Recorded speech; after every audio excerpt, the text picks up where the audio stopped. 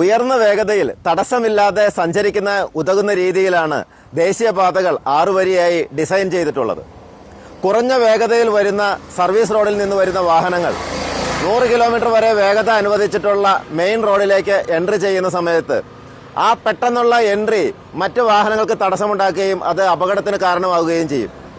കുറഞ്ഞ വേഗതയിൽ സർവീസ് റോഡിൽ നിന്ന് വരുന്ന വാഹനങ്ങൾ ഉയർന്ന വേഗതയിലുള്ള മെയിൻ റോഡിലേക്ക് എൻട്രി ചെയ്യുന്നതിനുള്ള ഒരു മെർജിംഗ് പോയിന്റാണ് ഈ കാണിച്ചിട്ടുള്ളത്.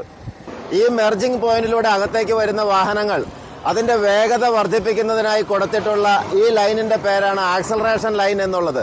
ഇവിടെ തുടർച്ചയായ വെള്ളവരയാണ്. അതുകൊണ്ട് തന്നെ ഇവിടുന്ന് വരുന്ന വാഹനങ്ങൾ നേരിട്ട് ഹൈവേയിലേക്ക് പ്രവേശനം അനുവദിച്ചിട്ടില്ല.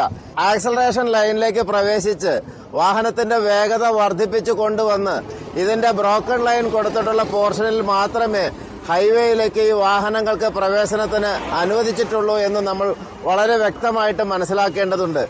ഈ ആക്സലറേഷൻ ലൈൻ എന്ന് പറയുന്നത് അങ്ങനെ വേഗത വർദ്ധിപ്പിച്ച് ഉയർന്ന വേഗതയിലേക്ക് ആർജിക്കുന്നതിനുള്ള ഒരു ഇടമായിട്ടാണ് നമ്മൾ ഡിസൈൻ ചെയ്തിട്ടുള്ളത്.